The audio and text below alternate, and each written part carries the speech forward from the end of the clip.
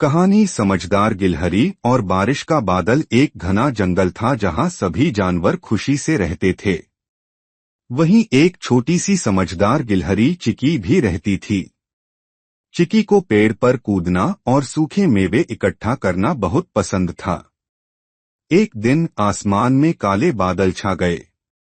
सारे जानवर डर गए कि कहीं तेज बारिश से उनका घर ना बह जाए। सभी जानवर पेड़ों के नीचे छिपने लगे, लेकिन चिकी ने सोचा, डरने से कुछ नहीं होगा, हमें कुछ करना होगा। वो दौड़ती हुई गई और सब जानवरों को बुलाया। उसने सबको सुझाव दिया कि मिलकर एक मजबूत आश्रय बनाते हैं जहां छोटे जानवर छिप सकें। सबने मिलकर बड़े पत्ते, शाखाएं और पत्थर इकट्ठे किए और जल्द ही एक छोटा सुरक्षित घर बना लिया।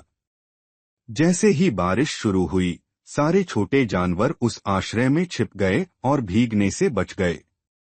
जब बारिश थमी, सबने चिकी की समझदारी की तारीफ की और कहा, सच्ची दोस्त वही होती है जो मुसीबत में साथ दे।